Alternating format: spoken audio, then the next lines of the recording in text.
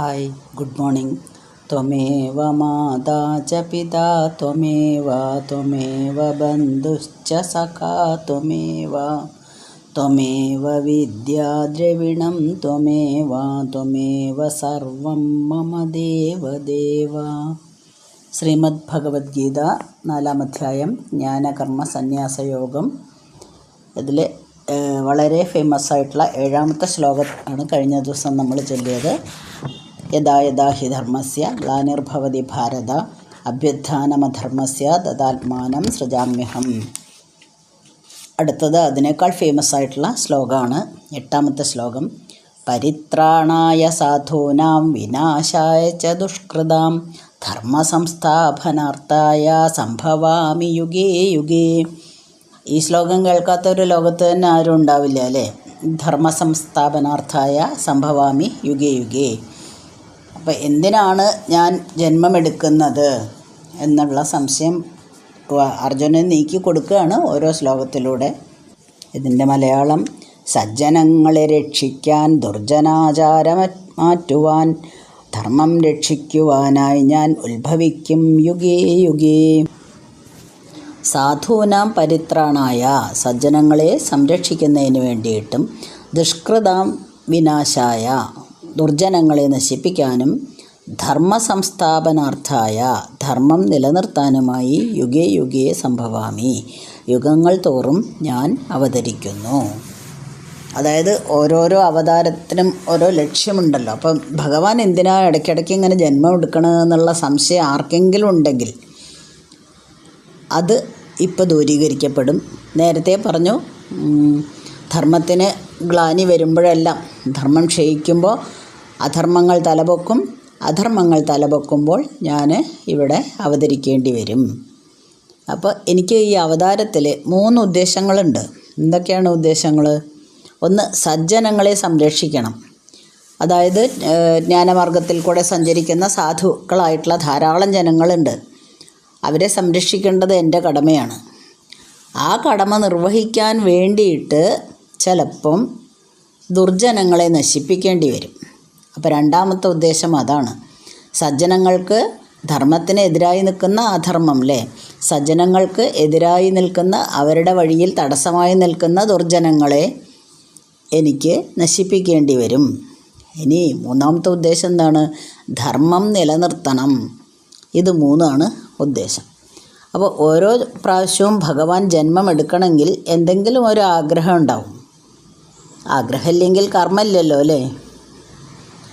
അപ്പോൾ ഈ എന്തിനാണ് ഞാൻ ജന്മം എടുക്കുന്നത് എന്നുള്ളത് വളരെ ക്രിസ്റ്റൽ ക്ലിയറായിട്ട് അർജുനന് പറഞ്ഞു കൊടുക്കുകയാണ്. 3 ഉദ്ദേശങ്ങളാണ് എനിക്ക്. ഒന്ന്, ശിഷ്ടപരിപാലനമാണ്. സാധൂനാം, എല്ലാവരെയും എൻ്റെ അതായത് ജ്ഞാനമാർഗത്തിലേക്ക് വരാൻ ശ്രമിക്കുന്ന എല്ലാവരെയും എനിക്ക് പരിപാലിക്കേണ്ടതുണ്ട്. പക്ഷേ അതിൻ്റെ കൂടെ തന്നെ എനിക്ക് ദുഷ്ടനിഗ്രഹവും ചെയ്യണം. അതെൻ്റെ അടുത്ത കർമ്മമാണ്. അപ്പോൾ ഈ ദുഷ്ടനിഗ്രഹം ചെയ്യുക എന്ന് പറഞ്ഞാൽ ദുഷ്ടന്മാരെ മുഴുവൻ കൊല്ലുകയല്ല. എന്താണ് ചെയ്യുന്നത്? ദുഷ്ടന്മാരിലെ സജ്ജനങ്ങളെ അവർ ചെയ്യുന്ന മാർഗങ്ങളിലെ അവരെ പ്രോത്സാഹിപ്പിച്ചുകൊണ്ട് അതിനുള്ള വഴി പറഞ്ഞു കൊടുക്കുകയാണ് ചെയ്യുന്നത്. ദുർജനങ്ങളെ ആണെങ്കിൽ ഞാൻ അവരെ ഉന്മൂലനാശം ചെയ്യുകയല്ല, കൊല്ലുകയല്ല, അവരിലെ ദുർവാസനകളെ ദൂരീകരിപ്പിക്കുകയാണ്. അവരിലെ ഉള്ള ദുർവാസനകളെല്ലാം എടുത്ത് കളഞ്ഞ് അവരെ ജ്ഞാനമാർഗത്തിലേക്ക് കൊണ്ടുവരികയാണ് ചെയ്യുന്നത്. അതായത് ഇപ്പം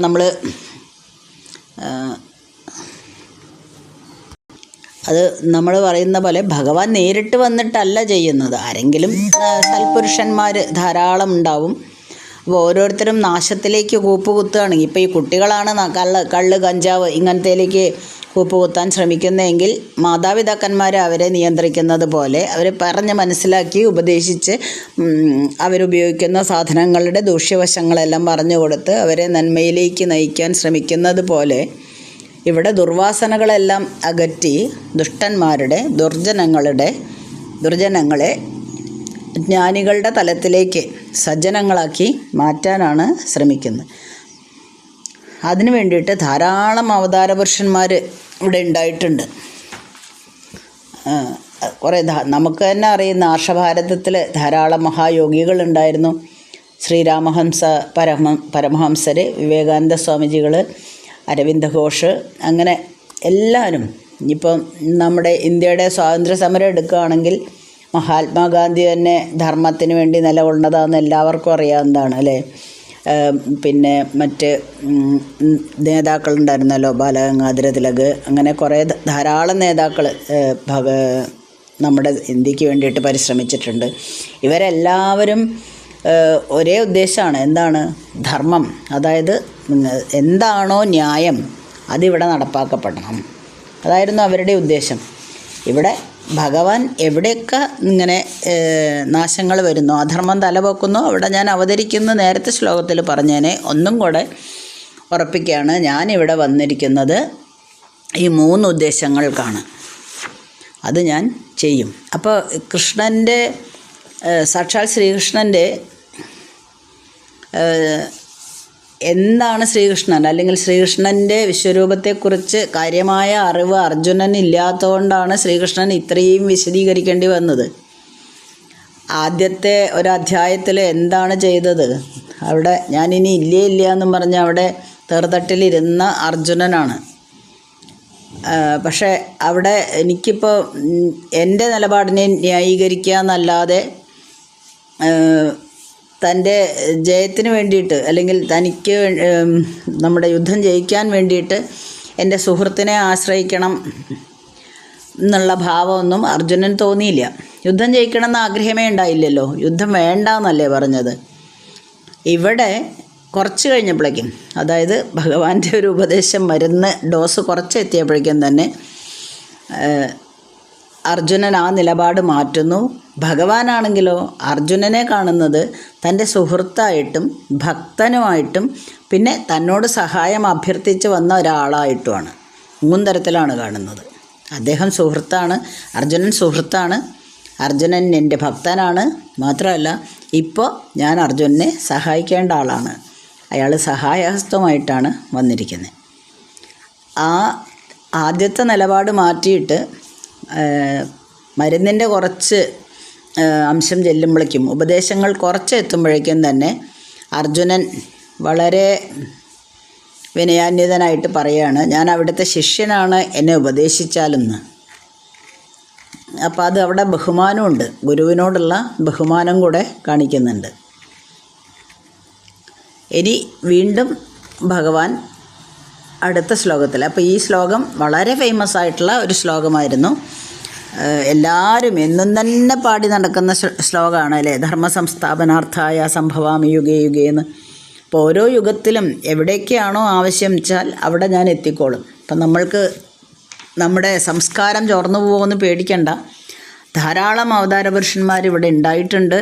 ഇനിയും എപ്പോഴെങ്കിലും നമ്മുടെ ധർമ്മം നശിച്ചു പോവുകയാണെങ്കിൽ അപ്പോൾ ഭഗവാൻ അവിടെ അവതാര രൂപത്തിൽ എത്തും. അതുറപ്പാണ്. കാരണം ധർമ്മത്തെ രക്ഷിക്കുക എന്നുള്ളത് മാത്രമാണ് എൻ്റെ കടമ. 9ാമത്തെ ശ്ലോകം.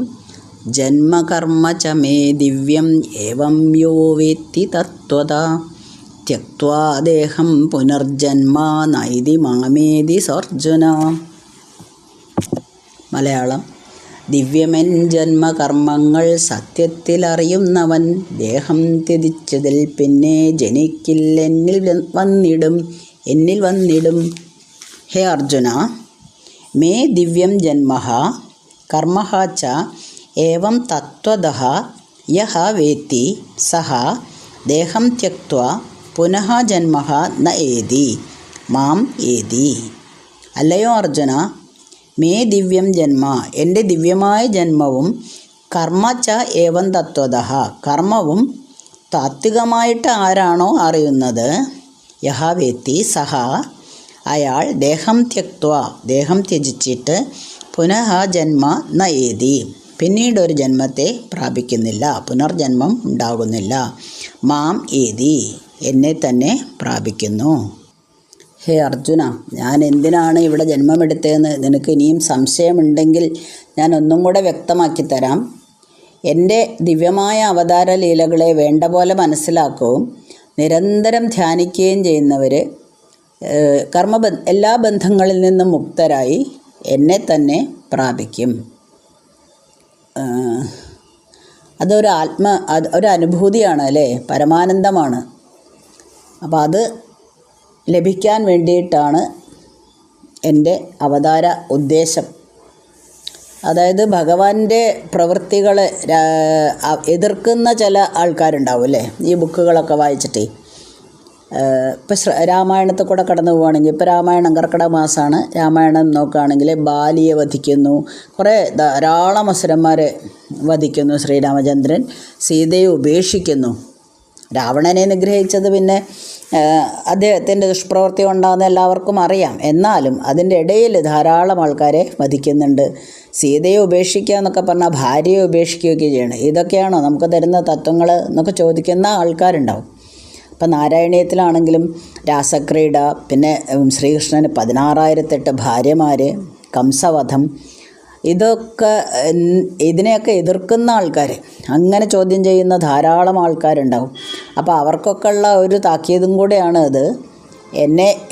എന്നെ താത്വികമായിട്ട് എന്നെ യഥാർത്ഥത്തിൽ അറിയണം. യഥാർത്ഥത്തിൽ ഞാൻ ആരാണ് എന്നറിയുന്നത് ഒരു ജ്ഞാനി മാത്രമാണ്. ആ ജ്ഞാനിക്ക് ഇങ്ങനെയുള്ള യാതൊരു ചോദ്യങ്ങളും ഉണ്ടാവില്ല. അവർക്കത് മനസ്സിലാവും എന്താണ് കാര്യം എന്ന്. എൻ്റെ അവതാര രഹസ്യങ്ങൾ മുഴുവൻ മനസ്സിലാക്കാൻ ഒരു ജ്ഞാനിക്ക് മാത്രമേ സാധിക്കൂ. അവരുടെ ജന്മം കർമ്മങ്ങളൊക്കെ ഒടുങ്ങുമ്പോൾ, മരണം എന്നുള്ള അവസ്ഥ വരുമ്പോൾ അവരെന്നെ തന്നെ പ്രാപിക്കുകയാണ് ചെയ്യുന്നത്. വീണ്ടും അവർക്ക് കർമ്മബന്ധങ്ങളില്ലാത്തതുകൊണ്ട് ഒരു പുനർജന്മം ഉണ്ടാവുന്നില്ല. അപ്പോൾ അതുകൊണ്ട് അർജുന, ഞാൻ ആരാണ് എന്താണ് എന്നുള്ള സത്യം നീ അറിയണം. എന്നെ മനുഷ്യഭാവത്തിൽ കാണുമ്പോഴാണ് നേരത്തെ പറഞ്ഞ സംശയങ്ങളില്ലേ. അപ്പോൾ നമ്മളെല്ലാം സാധാരണ ചിന്തിക്കുന്നതാണ് ഇതെല്ലാം അല്ലേ. ഈ ബുക്കുകളൊക്കെ വായിക്കുമ്പോൾ നമ്മൾ ചിന്തിക്കുന്ന കാര്യങ്ങളാണ് പറഞ്ഞത്. ഇങ്ങനെയുള്ള സംശയങ്ങളൊക്കെ വരാൻ കാരണം മനുഷ്യനാണ്, ഭഗവാനെ മനുഷ്യനായിട്ട് കാണുകയാണ്. ശ്രീരാമൻ എന്നുള്ള വ്യക്തി അല്ലെങ്കിൽ ഒരു ദശരഥൻ്റെ പുത്രൻ എന്നുള്ള നിലയ്ക്ക് മനുഷ്യനായിട്ട് കാണുമ്പോഴാണ് നേരത്തെ സംശയങ്ങളൊക്കെ വരുന്നത്. അതേപോലെ തന്നെ ശ്രീകൃഷ്ണനെ ആയാലും. അപ്പം ഭഗവാനെ താത്വികമായിട്ട് അറിഞ്ഞ് ഞാൻ ആരാണെന്ന് മനസ്സിലാക്കിയിട്ട് വേണം നീ ജീവിക്കാൻ. അപ്പോൾ പരമപദം പോകുന്നതാണ്. അതായത് ഇനിയൊരു ജന്മം അവർക്ക് ഉണ്ടാവില്ല. അപ്പോൾ ഇത് പണ്ടേ ആൾക്കാർ പറഞ്ഞു വെച്ചാണ്. ഞാൻ തന്നെ സൂര്യദേവനെ ഉപദേശിച്ച കാര്യങ്ങളാണല്ലോ ഇതെല്ലാം. ഇതൊന്നും ഇന്നിപ്പോൾ ഞാൻ പെട്ടെന്ന് പറയുന്ന കാര്യങ്ങളൊന്നുമല്ല അർജുന, നീ ഇത് മനസ്സിലാക്കണം. വീണ്ടും തുടരുക തന്നെയാണ് 10ാമത്തെ ശ്ലോകത്തിൽ. പക്ഷെ നമ്മൾ അത് അടുത്ത ദിവസമാണ് വായിക്കുന്നത്. വളരെ ഫേമസ് ആയിട്ടുള്ള 2 ശ്ലോകങ്ങളാണ് നമ്മളിന്ന് വായിച്ചത്. ഇന്നൊരു ശ്ലോകം വളരെ ഫേമസ് ആയത് വായിച്ചു. എല്ലാം പ്രധാനപ്പെട്ടത് തന്നെയാണെങ്കിൽ പോലും നമ്മുടെ മനസ്സിൽ, നമ്മുടെ ചുണ്ടുകളിൽ തത്തിക്കളിക്കുന്ന 2 ശ്ലോകങ്ങളായിരുന്നു നേരത്തെ 2 ചൊല്ലിയത്. യഥാ യഥാഹി ധർമ്മസ്യ എന്നുള്ളതും പരിത്രാണായ സാധൂനാം എന്നുള്ളതും. എപ്പോഴും ഭഗവത്ഗീതയെ പറ്റിയിട്ട് ഒന്നും അറിയാത്തവരും ഈ ശ്ലോകങ്ങൾ മാത്രമല്ല, ഇത് പല പാട്ടുകളിലൊക്കെ ആയിട്ടും ഒരു വരിയെങ്കിലും പലരും എഴുതി കോട്ട് ചെയ്യാറുമുണ്ട്. അതുകൊണ്ട് എല്ലാവർക്കും അറിയുന്ന വളരെ ഫേമസ് ആയിട്ടുള്ള ശ്ലോകമാണ്. അറ്റ്ലീസ്റ്റ് ഇത് എവിടെയാണെന്നെങ്കിലും നമ്മൾക്ക് അറിഞ്ഞിരിക്കണം. അപ്പോൾ ഭഗവത്ഗീതയിൽ 4ാമത്തെ അധ്യായത്തിലെ 7ാമത്തെയും 8ാമത്തെയും ശ്ലോകമാണ് ഇത്രയും ഫേമസ് ആയിട്ടുള്ള 2 ശ്ലോകങ്ങൾ. ഓക്കെ, ഇനി അടുത്ത ദിവസം കാണാം. അസ്മിൻ പരാത്മനനുപാത്മകൽപേതുമിത്തമുത്ഥാപിത പത്മയോനി അനന്തഭൂമാമരോഗരാശിം നിരുന്ധിവാദാലയവാസവിഷ്ണു.